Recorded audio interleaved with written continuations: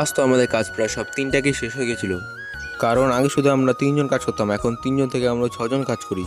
তাই আমাদের কাজগুলো সব আগের থেকে অনেক তাড়াতাড়ি হয়ে যায়। অবশেষে আমরা মোটা বানিয়ে চলে যাই দোকানের দিকে। আজ তো আমরা দোকানে প্রায় অনেক তাড়াতাড়ি চলে এসেছিলাম। আজ তো দোকানে আসার সাথে সাথে একটা দাদা চলে আসে তিনটে স্প্রিং রোল নিতে। তার কিছুক্ষণ পরেই দুটো দাদাই চলে আসে 1.5 প্লেট এগ চিকেন চাউমিন আর 3টে ফিশ ফ্রাই নিতে। আর তার সাথে আমার দোকানে 159 3টে কম্বো অর্ডারও পড়ে যায়। আর আগে তো কন্টিনিউ পিছনে চাউমিন ভাজছিল কম্বোর জন্য। আর আমাদের দোকানে তো এখন সবাই পরিবার নিয়ে আসছে কম্বো খেতে।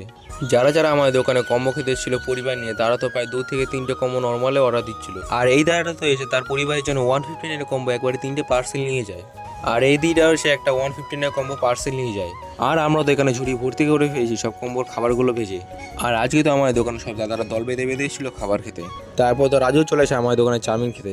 আর রাত্রিবেলা দিকে অনেকগুলো দাদা চলে আসে, তারা তো এক গাদা খাবার একবারে অর্ডার দিয়ে দেয়। আর আমরা তো বেশি দেরি না করে তাদের খাবারগুলো রেডি করে তাদেরকে সার্ভ করে দিই।